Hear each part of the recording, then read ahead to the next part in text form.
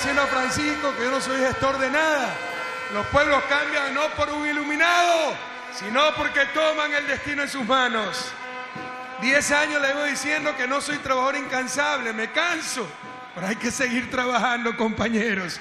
Dios les pague por estar aquí pese a la lluvia. Algunos han viajado toda la noche, vienen de lugares tan lejanos como Zamora, Morona. Bienvenidas todas y todos. Hace 10 años éramos un puñado de soñadores. Hoy somos miles, centenas de miles, millones.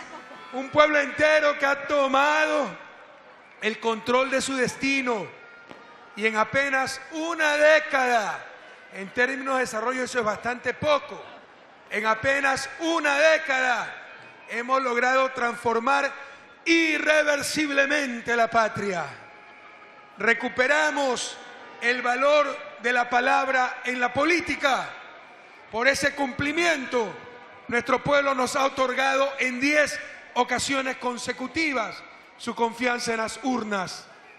Pasamos de ser el país de los imposibles a ser el país con grandes logros en todos los sectores. Ustedes lo saben, lo hemos visto. En muchas cosas saltamos de los últimos lugares a ser los primeros. Desarrollo social, infraestructura, seguridad, calidad del Estado, cuidado ambiental, sistema de justicia, seguridad social, equidad de género y que vivan las mujeres de la patria, política internacional. Ecuador ya cambió. En 2006, la economía ecuatoriana tenía un tamaño de 46.000 millones de dólares y hoy es más del doble. El promedio de crecimiento de nuestro gobierno es un punto más alto que el promedio latinoamericano y siempre favoreciendo a las grandes mayorías. Todos se han beneficiado en la década ganada. Los trabajadores más que duplicaron sus salarios. Los empresarios triplicaron sus ganancias. Nuestros campos y ciudades mejoraron sensiblemente y el desarrollo social ha sido impresionante. Nos dicen, para tratar de opacar todos estos logros, que tenemos altos impuestos. La realidad es que son menores que el promedio de América Latina, que a su vez es una de las regiones con más bajos impuestos del mundo, lo cual ha condenado a ser el continente con peor distribución de la riqueza. Aquí en Guayaquil pueden ver en el estero salado las casas de caña sobre el agua, pero también las mansiones con muelle propio. La isla Mocolí para los ricos, la isla Trinitaria para los pobres. Pero nos han convencido que los supuestamente altos impuestos es uno de los principales problemas del país. Escúchenme bien, esta es una de las lecciones aprendidas y una de las batallas pendientes. La oligarquía, y se lo digo con pena, la oligarquía tiene más conciencia de clase que los pobres y que la clase media. Y con sus medios de comunicación pueden hacer opinar a las grandes mayorías, incluso contra sus propios intereses. También se trata, como ya hemos dicho, del síndrome de Doña Florinda, ¿verdad? Ciertos grupos que dejaron la pobreza ya no se identifican con los pobres, sino con la gente de bien, entre comillas, y empiezan a maltratar a los don Ramones obreros, a engreír y garantizarles una herencia que no tienen a sus malcriados hijos quicos y a llamarle chusma a los demás. Nuestro gasto corriente, compatriotas, esta es la realidad, está por debajo del promedio regional, pero la inversión pública es 3 veces mayor. En estos 10 años hemos invertido cerca de 85.000 millones de dólares en todos los sectores, desde la educación, pasando por la defensa, hasta el servicio internacional para nuestros migrantes. Este año, y a pesar de las dificultades, el año pasado, perdón, olvidé que estamos en 2017, 2016, y a pesar de las dificultades, hemos inaugurado en promedio una obra diaria y no paramos ni pararemos. La próxima semana entregaremos aquí en Guayaquil el nuevo hospital del Guasmo Sur de casi 500 camas, compatriotas.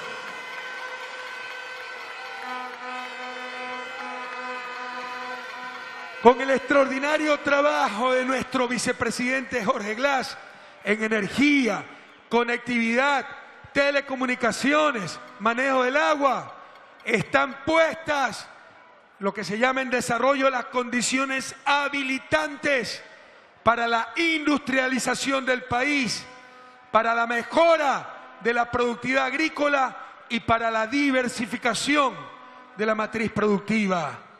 Gracias al liderazgo de ese vicepresidente histórico, Lenín Moreno, pero gracias a ese liderazgo dentro y fuera de la vicepresidencia, somos un ejemplo mundial en asistencia digna para las personas con discapacidad. En los últimos meses hemos sido sede de la 4ª conferencia de la Comunidad de Estados Latinoamericanos y del Caribe. Vino su santidad el Papa Francisco en su primera visita oficial a la Patria Grande. No escogió Brasil, no escogió Argentina, no escogió México, los países más poblados de América Latina. Escogió este pequeño pero inmenso Ecuador en su primera visita oficial a Latinoamérica. Esas cosas no son casualidades, compañeros. Tuvimos la conferencia de Naciones Unidas para Vivienda y Desarrollo Urbano, Hábitat 3, la segunda más concurrida de la historia de las Naciones Unidas. Recibimos al presidente chino Xi Jinping, la visita de Estado más importante de toda la historia, y se realizó el primer Festival de Artes Vivas de nuestra querida Loja. No obstante las dificultades económicas y los terribles desastres naturales que hemos tenido que soportar y enfrentar, todos, absolutamente todos los eventos han sido extremadamente exitosos y con una organización impecable. Realmente el país muestra capacidades que antes ni siquiera imaginábamos. Ecuador es también fuente de ideas políticas, sociales, económicas, académicas, integracionistas, ambientales, para todo el sur global, por lo que acabamos de recibir la presidencia del Grupo 77 más China, el grupo más importante de países al interior de las Naciones Unidas. Pero sin duda, el mayor logro de esta revolución es haber recuperado el orgullo y la esperanza. Ecuador ya cambió, hemos vuelto a tener patria y tendremos patria para siempre.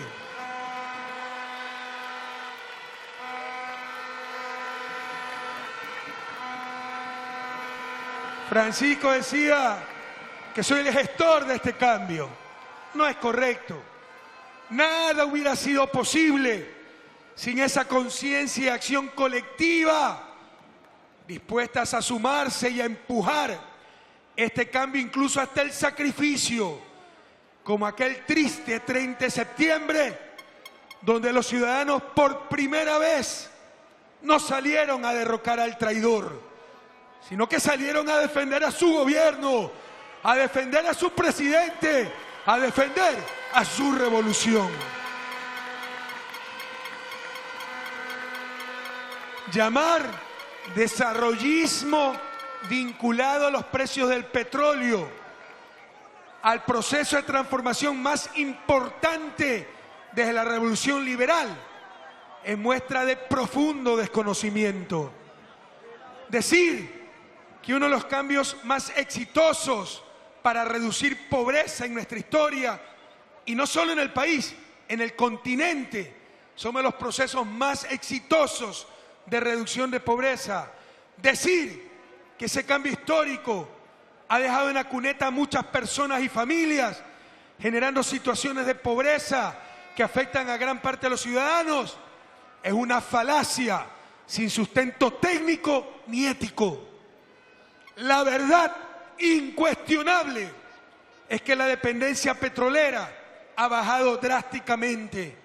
El ingreso petrolero ha sido apenas una quinta parte de los ingresos del gobierno central, cuando antes era casi la mitad, y en los 2 últimos años ha sido 0 para el gobierno central. Por el contrario, mejorando la eficiencia y luchando contra la evasión, la recaudación de impuestos se ha triplicado. La verdad incuestionable es que Ecuador es el país que mejor ha utilizado su riqueza petrolera para disminuir pobreza y desigualdad. En estos años logramos que cerca de 2 millones de ecuatorianos salgan de la pobreza. No se la ha conseguido con asistencialismo. Hemos atacado las causas estructurales de esa pobreza, como educación incompleta, empleo inadecuado, falta de acceso a servicios básicos, no contribución al sistema de pensiones y déficit habitacional. La pobreza, la migración, la violencia, los atentados a la dignidad de las personas, a los derechos humanos, a nuestros derechos humanos, no fueron generados por el socialismo del buen vivir, sino por el brutal neoliberalismo al cual derrotamos y que algunos en sus desvaríos parecen extrañar. Es verdad que hemos tenido tiempos difíciles, muy difíciles, pero ha sido cuando mejor hemos gobernado. En los últimos 2 años, las exportaciones se han desplomado casi un 40%, algo sin precedentes, casi 10.000 millones de dólares en pérdidas. Por primera vez, desde que somos exportadores de petróleo, en lugar de recibir ingresos de Petroamazonas y Petroecuador, tuvimos que darles 1.600 millones para evitar que quiebren, como estaba pasando con muchas petroleras alrededor del mundo. Por no tener moneda nacional, no pudimos responder a las depreciaciones de nuestros vecinos, lo cual hizo un grave daño a Tulcán, Huaquillas, las zonas fronterizas. Y por el contrario, el dólar sufrió una fuerte apreciación. Es lo que llamamos la tormenta perfecta, pero además fuimos víctimas del entreguismo de gobiernos anteriores. Me refiero a esos tratados de protección recíproca de inversiones que nos exigen someternos a tribunales que siempre fallan a favor de las transnacionales y que nos obligaron a pagar a petroleras como Occidental y Chevron cerca de 1.100 millones de dólares en apenas 6 meses. Esto significó la pérdida de más del 1% del PIB. Y como si esto fuera poco, tuvimos gravísimos desastres naturales, como la activación del volcán Cotopaxi, un invierno extremadamente fuerte y sobre todo el terremoto del 16 de abril de 2016, la mayor tragedia de los últimos 70 años, terremoto que ha tenido cerca de 3.000 réplicas y que ha ocasionado pérdidas materiales por más de 3.000 millones y una disminución de la tasa de crecimiento en 0.7% del Producto Interno Bruto. Muchos esperaban que la economía colapsara, ya se frotaban las manos. Por fin vamos a poder derrotar a Correa. No nos podrán derrotar. Aquí hay un pueblo más unido que nunca. No solo que la economía no ha colapsado, sino que ya muestra importantes, claros signos de recuperación. Y todo esto sin los paquetazos que por mucho menos lo que hemos tenido que enfrentar nos daban cada año, nos entregaban cada año los partidos políticos de antaño, los gobiernos del viejo país. Hemos superado la recesión con un mínimo costo y en tiempo récord. Queridos compatriotas jóvenes, frecuentemente en economía y en la vida, lo más importante es lo que no pasó. Y con mucho menos de lo ocurrido, la partidocracia hubiese hecho quebrar al país, hubiese hecho colapsar a la dolarización, nos hubiera llevado a crisis terribles, como ya sucedió en 1999. Frente a los problemas económicos, nos creyeron un país de cobardes, que ante la primera dificultad nos rendiríamos. ¿No entienden que Ecuador ya cambió? La capacidad de recuperación del país ha sido impresionante. En el 2017 ya se prevé un crecimiento de 1.4%. Dejaremos al próximo gobierno una economía en crecimiento y estabilizada. Somos, queridos compatriotas, como la humilde arcilla que con el calor se vuelve aún más fuerte. El único dolor insuperable son las pérdidas de vidas humanas en aquel fatídico 16 de abril. Compatriotas, en los últimos meses hemos enfrentado el más grave caso de corrupción que ha sufrido el gobierno, que nos avergüenza y que hemos sido los primeros en combatir. Sin embargo, sostener que la corrupción deja en evidencia la falta de control y de fiscalización que el gobierno y las demás instituciones del Estado deben de ejercer es un insulto y una puñalada en la espalda para aquellos que nos hemos jugado hasta la vida por combatir la corrupción. Esto equivaldría a decir que si existe un cura pedófilo es por falta de control del obispo. No, como dice el Papa Francisco, la corrupción está generada por la adoración al dinero.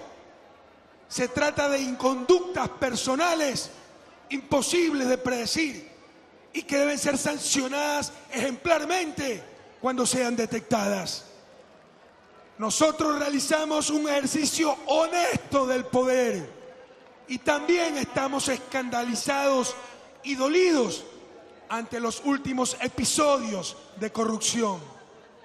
Sufrimos la decepción de haber sido robados, pero pareciera que estas inconductas fueran solo patrimonio del sector público y los corruptos y corruptores del sector privado.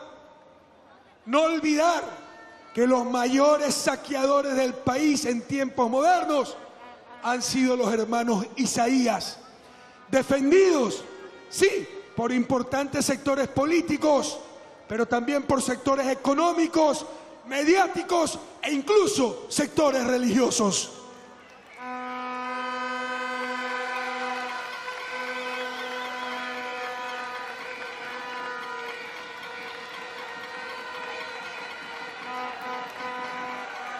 La realidad es que la revolución ha liberado a la justicia de sus captores.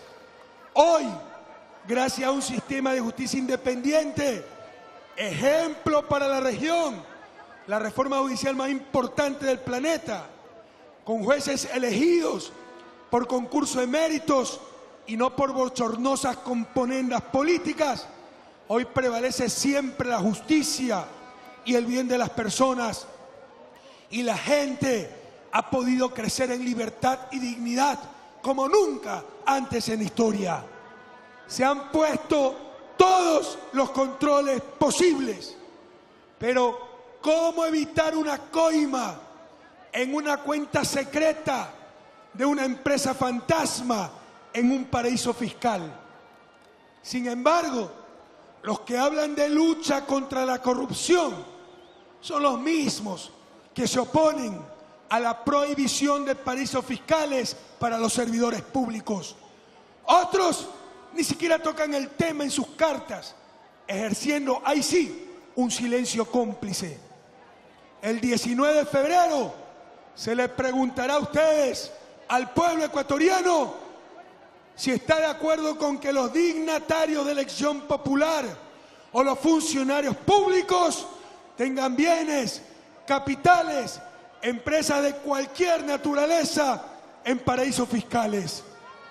Llegó el momento de la verdad. Llegó el momento de ver quién es quién. Los que solo hablan de corrupción por oportunismo político o los que tenemos las manos limpias, nada que temer y que hemos luchado toda la vida contra esta pandemia de la humanidad. Pero atentos, no debemos caer en la trampa de los mediocres de siempre, que ante su falta de propuestas quieren reducir la campaña a acusaciones de corrupción. Si tienen pruebas, que las presenten, como nosotros lo hemos hecho.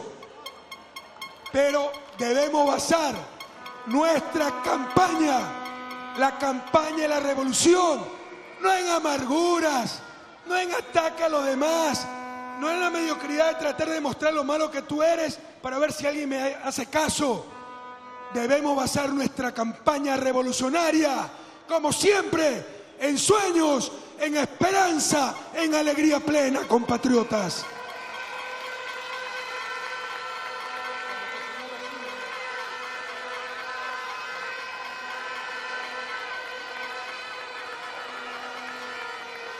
Ahora nos quieren hacer creer que la solución de los males de la República, que aún son muchos, es el neoliberalismo y los lugares comunes de la democracia burguesa, experta en rechazar supuestos populismos, liderazgos personalistas, mesianismos, limitación de libertades, etcétera, pero para no resolver nunca absolutamente nada. Se habla de la alternancia de los dirigentes políticos con el fin de evitar que se instauren privilegios ocultos. ¿Qué dirá Angela Merkel con 12 años en el poder y buscando y seguramente logrando una nueva reelección? Pero además, el mismo argumento de alternabilidad para, entre comillas, evitar privilegios ocultos, ¿no sería válido para toda persona con poder, ya sea mediático, económico o religioso?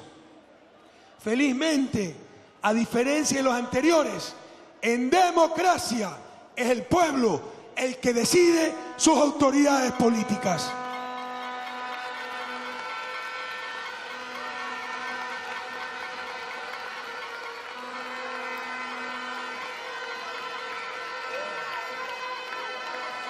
Por supuesto que la democracia no requiere uniformidad, pero sí requiere respeto. El pacto por el bien común en una sociedad democrática se lo decide precisamente a través de las elecciones. Y en 10 procesos consecutivos, el pueblo ecuatoriano ha ratificado la ética política de la revolución ciudadana, que pone el bien común en el centro de nuestra vida moral y rechaza el individualismo y la fragmentación por intereses economicistas. El Estado, claro, indiscutible, el Estado no debe sustituir a la iniciativa privada, pero tampoco debe someterse a ella, pues es el representante del bien común. Un malentendido concepto de subsidiariedad nos lleva al Estado mínimo neoliberal. Nos dicen ciertos grupos que el estatismo, el centralismo y el discurso único enmarcados en la propaganda del Estado son siempre una gran tentación de poder y de control. Probablemente es cierto, hay tentaciones por todos lados y pido cada día a Dios pasar por el poder y que el poder pase por mí, compatriotas. Pero lo que no dicen es el poder y control de los poderes fácticos sin legitimidad democrática, como el poder mediático, que crea una cultura hegemónica alrededor de los intereses de las élites de siempre y que cumple la función de cancerbero del status quo. Ya el Papa ha rechazado lo que llama los 4 pecados de los medios de comunicación. Seguramente también lo condenará la CIP por atentado a la libertad de expresión. Los 4 pecados de los medios de comunicación: la calumnia, la difamación, la desinformación y la enfermedad de la coprofilia, es decir, buscar siempre comunicar el escándalo. Pero los códigos de una democracia burguesa prohíben siquiera criticar a este poder fáctico, la prensa.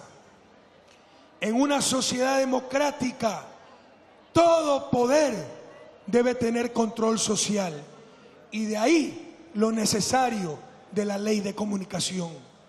La simetría de poder entre el medio y el ciudadano va disminuyendo, las cosas van cambiando, pero este cambio cultural al que también nos convoca la ley llevará tiempo, como lo han hecho a lo largo de la historia las grandes transformaciones sociales. Nos hablan de la actitud dialogante e integradora de los políticos y su capacidad para lograr consensos éticos. Sugieren políticos expertos en resolución de conflictos, no expertos en buscar la verdad y la justicia. Esto nos recuerda bastante bien a Poncio Pilatos, que probablemente recibió los mismos consejos de los sumos sacerdotes, pero la ética de la revolución prefiere al personaje histórico de Jesús, signo de contradicción, compañeros.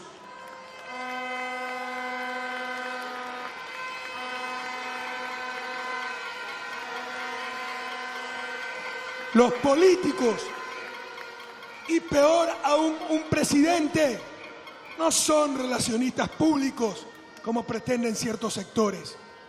Su deber no es buscar contentar a todo el mundo, sino actuar en función de principios y de lo que el soberano ordenó por inmensa mayoría en las urnas. Don Helder Cámara decía que es el obispo rojo de Recife, un obispo insigne de la Teología de la Liberación. Don Helder Cámara, tuve la suerte de conocerlo en vida, un santo, sin lugar a dudas. Decía que cuando daba de comer a los pobres, lo llamaban santo. Pero cuando preguntaba por qué había pobres, lo llamaban comunista. Ese es el problema, cuando se quiere ir más allá de la simple caridad y se busca verdadera justicia.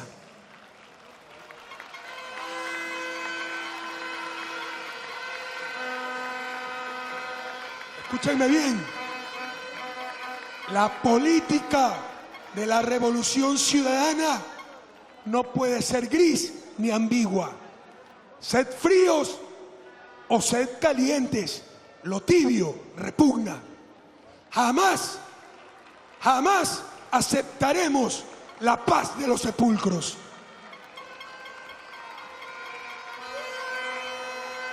Hemos buscado el desarrollo de todas las personas y de toda la persona humana, es decir, el buen vivir, el desarrollo integral, pero eso implica tensiones políticas extremadamente serias. en nuestra nueva Constitución, un canto colectivo, definimos al Estado como plurinacional y multicultural, pero unitario. Lástima que algunos no entiendan estos conceptos y otros crean que es el derecho a imponerse sobre los demás. Ningún gobierno ha apoyado tanto la organización popular como el nuestro. Bastaría ver los nuevos sindicatos, entre ellos el que lidera Marixa, el sindicato de las empleadas domésticas, el primero en toda nuestra historia. Pero pretender que toda organización es buena, así rompa la normativa vigente, llame a la violencia, someta a sus miembros, es una aberración. Nuestro principal deber es defender la vida. Esta es la revolución de la vida plena. Y en nombre de supuestas ancestralidades, no permitiremos la violencia, compañeros. Nunca antes, como en nuestro gobierno, los pueblos indígenas han sido reconocidos, respetados, protegidos. Por eso gozamos de su inmenso apoyo y hemos derrotado a sus supuestos representantes en todas las circunscripciones electorales.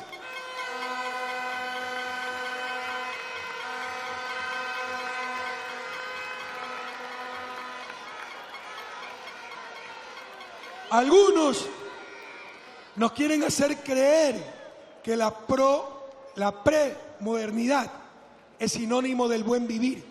Están equivocados. La miseria no es parte del folclore. No se puede llamar tradición en el siglo XXI una familia indígena, afro, montubia, de cualquier pueblo ancestral, que tenga un piso de tierra, cuyos niños no tengan escuela, que no tengan acceso a derechos.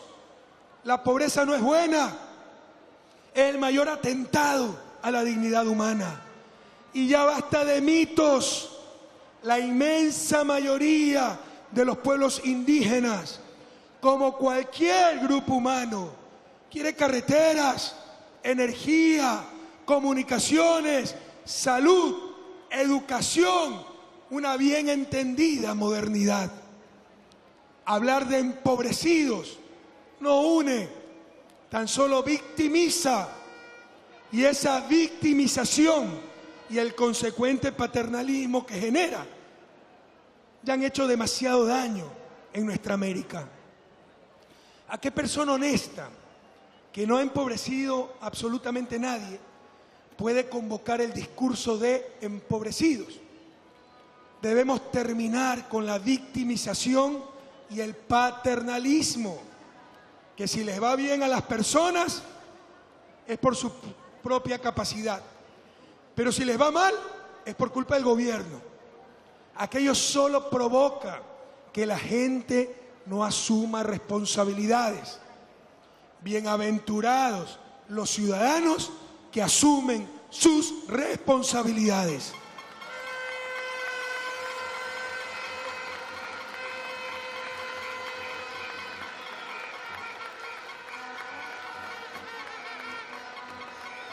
Somos sin duda el gobierno más verde de la historia del Ecuador y tenemos liderazgo a nivel mundial, sin caer en el infantilismo de morirnos de sed al lado de la fuente.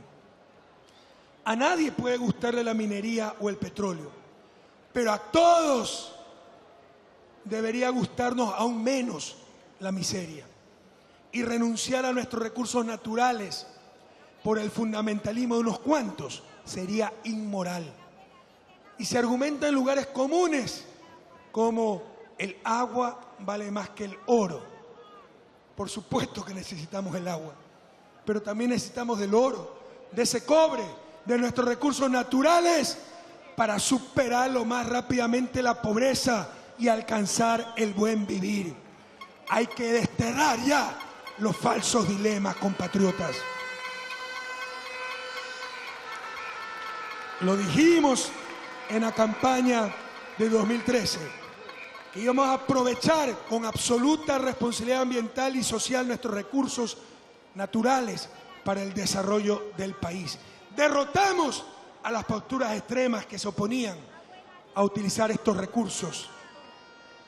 Y como dicen ciertos sectores, bienaventurados los políticos que cumplen lo que prometen en las campañas electorales.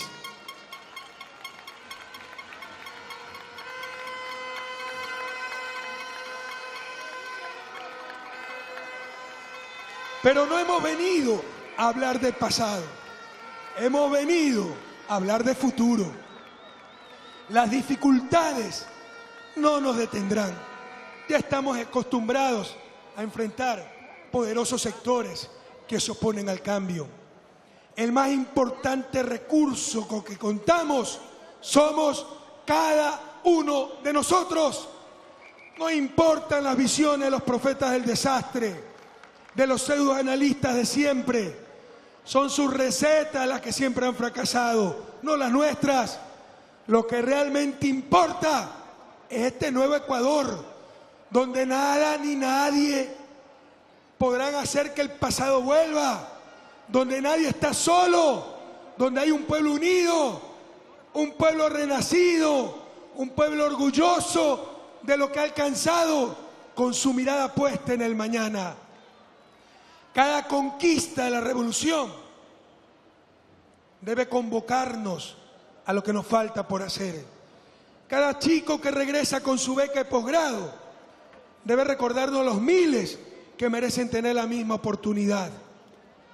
Cada familia que sale de la pobreza debe comprometernos aún más con aquellas que aún no han alcanzado a hacerlo. Cada obrero que alcance un salario digno, seguridad social y un empleo estable debe ser memoria de los millones que aún no lo tienen. Para nosotros, los revolucionarios, cada meta cumplida debe ser el inicio de un nuevo reto. Los grupos más retardatarios previenen de la posibilidad de descargar rabia e indignación en las próximas elecciones, como que si todo fuera malo, como que si no se hubiera hecho nada, como si en estos 10 años la revolución no hubiese existido. Descargar rabia e indignación. ¿Por qué? Porque los niños ya van a la escuela, porque estos niños que participaron del coro ya no están en las calles trabajando, porque nuestros enfermos ya no mueren por falta de atención, porque el obrero ya no es explotado, porque los empresarios ya pagan sus impuestos. Por el contrario, nosotros, los revolucionarios, la inmensa mayoría, en las próximas elecciones, vamos a descargar todo nuestro amor, todo nuestro orgullo en lo logrado y toda nuestra fe en lo que podemos seguir construyendo juntos. Jóvenes queridos, huyan de la mediocridad como de la peste. Vomitemos el pesimismo. Nunca se dejen robar la alegría ni la esperanza. Sepan que hay políticos honestos, gente buena, que luchamos por un mundo más justo, donde puedan pisar firme, cantar alto, sonreír libres. Es fundamental que recordemos lo que está en juego en febrero 2017. Son dos visiones de sociedad, dos visiones de desarrollo, dos visiones de Estado, dos visiones de paz, dos visiones de libertad. Para la oposición, paz es tan solo la ausencia de guerra, la simple pacificación.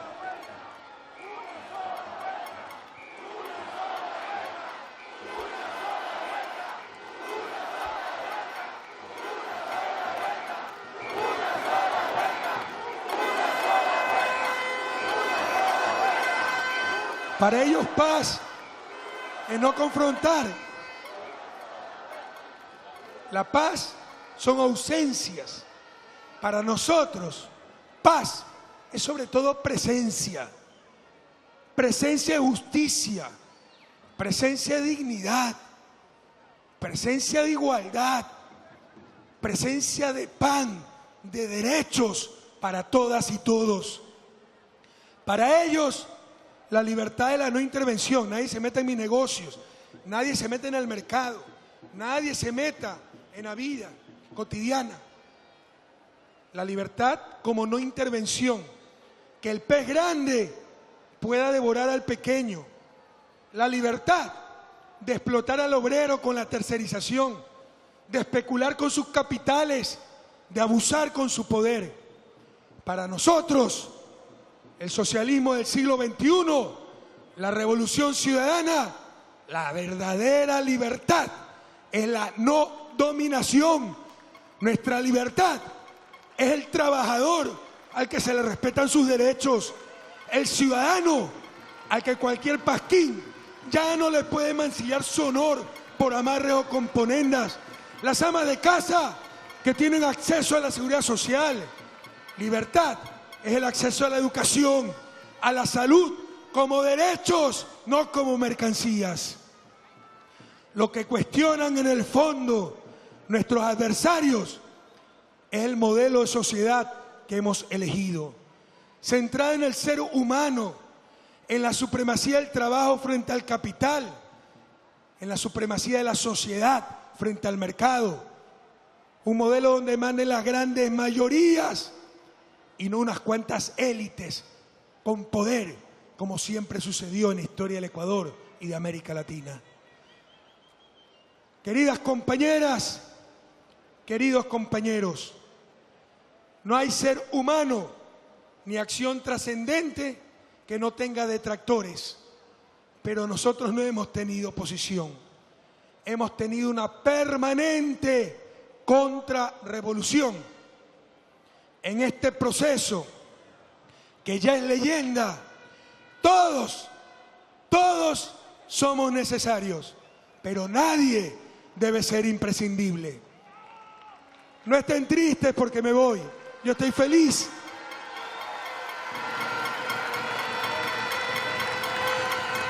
Probablemente no tendré una nueva oportunidad de hablar como presidente ante tantos compatriotas presentes. Pero no estén tristes porque me voy. Sinceramente yo estoy muy feliz. La vida me ha dado mucho más de lo que pude imaginar. Y el secreto de la verdadera felicidad es tratar de hacer felices a los demás, que es lo que he intentado hacer cada día.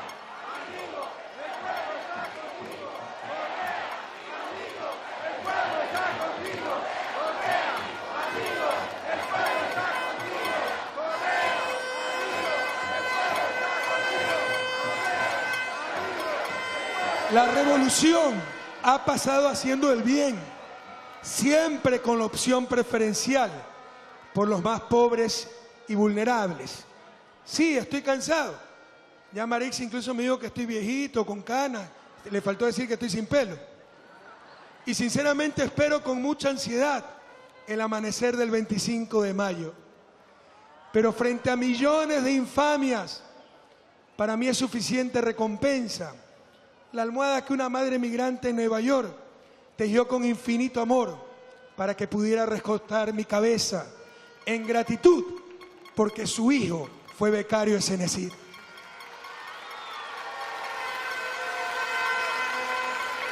Ojalá que el próximo presidente, y si es Lenín, estoy seguro que lo podrá hacer, ojalá que el próximo presidente pueda hablarles como yo, mirando a los ojos, con la frente en alto, por haber cumplido, por jamás haberlos traicionado.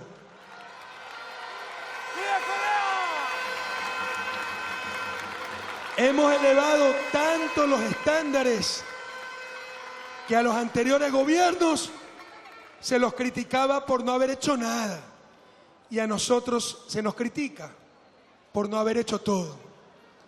Pero como dijo una sencilla campesina de Amaluza, con su sabiduría popular, sabemos que falta mucho por hacer, pero también sabemos que nunca se ha hecho tanto como ahora. ¡Vamos a triunfar! ¡Vamos a triunfar!